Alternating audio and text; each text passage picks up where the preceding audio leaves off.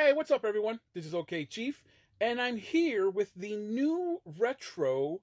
That has to be a new phrase, right? I mean, I feel like we're living inside of the movie Ready Player One. Like all these companies have taken note to all the new retro stuff. Everything's retro, but it's all new. It's like it literally feels like we're inside the pages of Ready Player One. It's truly amazing. It's a great time to be living because all the old stuff that we missed out on, or we had, or either we missed out on back in the day, and all these companies are capitalizing on our nostalgia.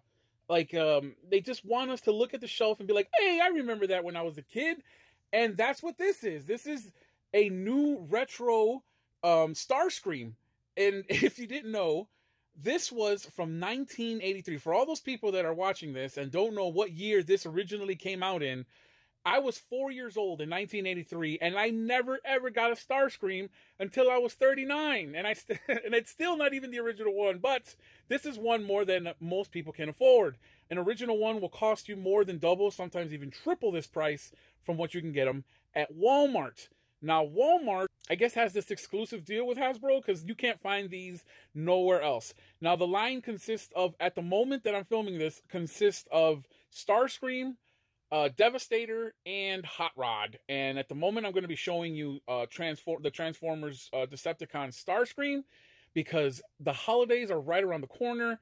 And this might make a great gift for that toy enthusiast, that Transformer enthusiast in your life, or maybe yourself. Maybe you were hung up on whether you wanted to buy this or not. Well, here's your chance to look at an in-depth, close look at what this puppy looks like and how it transforms. So let's get to it, guys.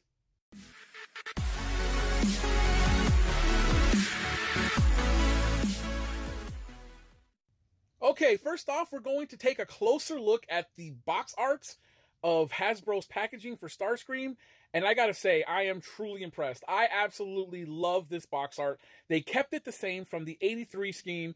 I absolutely love the graph paper design that they kept. That's how it was. That's how this box looked like in 83. I was 4 years old at the time, and I used to see these toys on the shelf, guys. It's amazing that they would go back and it's a smart thing, actually. Hasbro really outdid themselves this time with this. I absolutely love this packaging. Look at Starscream's artwork.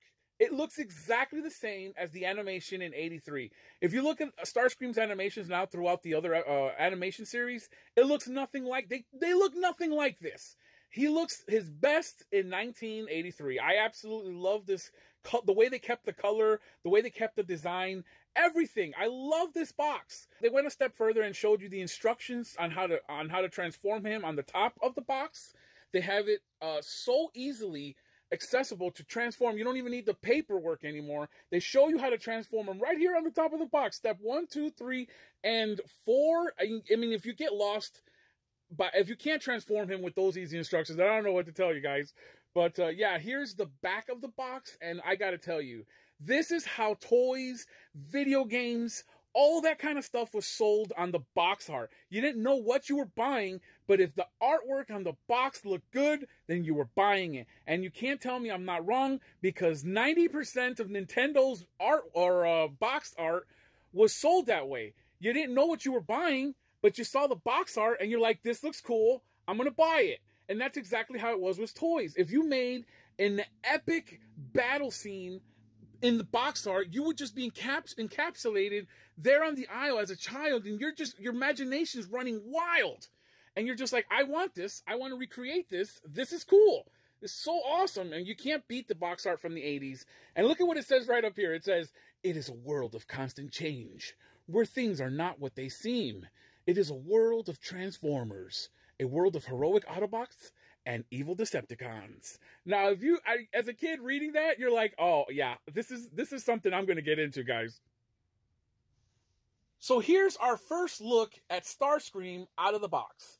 This is how it would have looked like in 1983 when you open this up for either your birthday or your Christmas gift, and for those really lucky kids who used to have rich parents, on Easter, or if you got good grades or something. But for the other half of the world that lived normally, we'd either get this for, like I said, our birthday or our Christmas. And this is the only other time you would have seen how this Starscream looked like, except that gun. That's Megatron, and it didn't come with that back in '83. So we're getting a close look at what one of the accessories looks like. Everyone wanted that. Everyone wanted Megatron on Starscream, and here for the Hasbro anniversary edition of this toy, they included that, and I'll show you that later on in the video. And this is what it looks like from behind. It comes with his instructions and his stickers attached to the back. So yeah, let's look at how he looks assembled.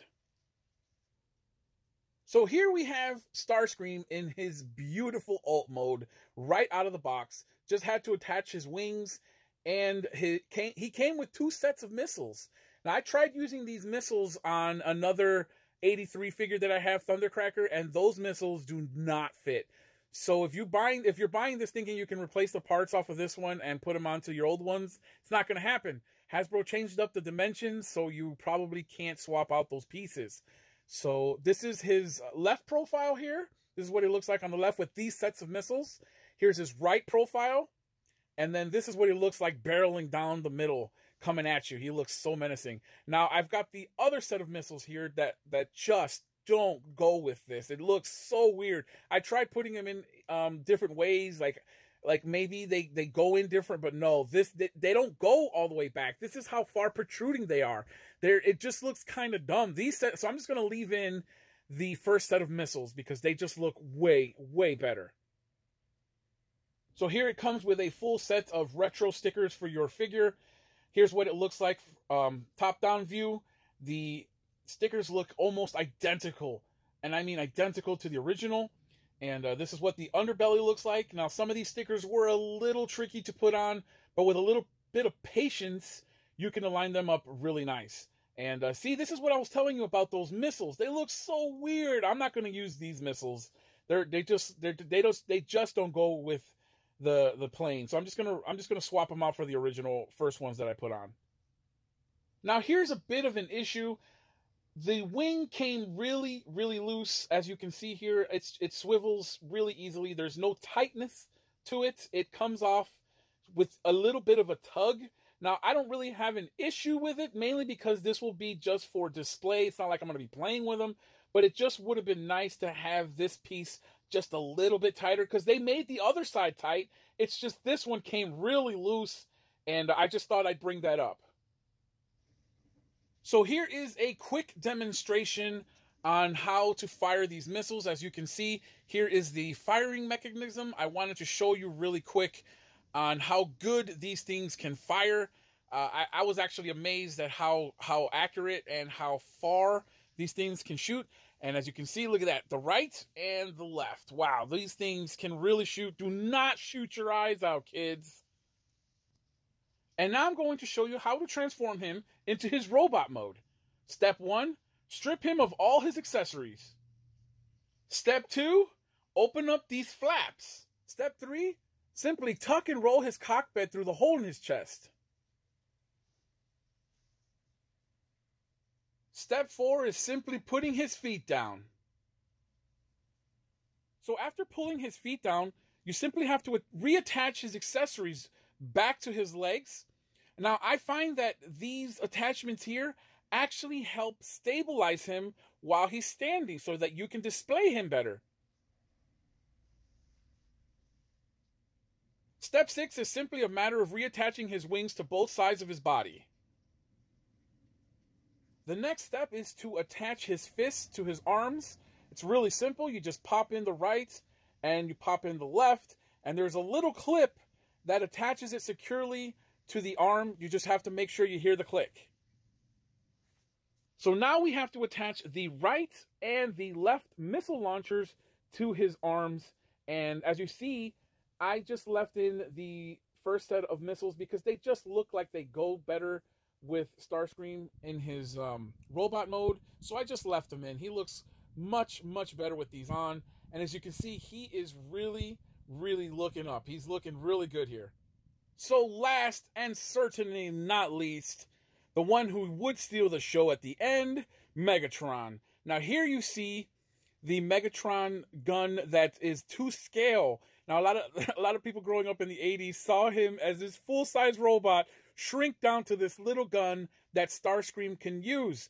Now I thought this was a really cool gimmick that they added here. Everyone always wanted this as a kid. Like, how can you use Starscream when the robot form doesn't, or the alt mode on Megatron doesn't fit Starscream's robot mode? Well, they fixed this problem with this new retro toy. They made it so that Starscream can now use Megatron. This is so cool. Now, the way they did it here, if you're wondering, you pull apart the handles. This is really sneaky. This is so sneaky, guys, that you put one end on the top and then you attach the other end on the bottom, and then it's a trick of the eye. It's like an illusion, if you will.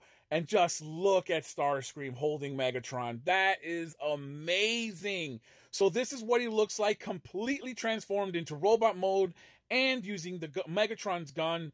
And I think he looks awesome. I think that Walmart and Hasbro outdid themselves with this one. I really love this. Let me know down in the comments, guys, if you think, oh, by the way, this guy is going to run you about $35 if you can find him at Walmart. Let me know down in the comments below if you think it's worth the $35 price tag. Let me know if you're going to get this for someone for Christmas. Let me know if you're just going to get this for yourself as a collector. I would love to know your thoughts. If you think this is a well worth $35 toy. If not, let me know if you don't think so. Let me know what you're thinking, guys. I would love to know. Guys, thank you so much for watching. This is Okchief. Peace out, y'all.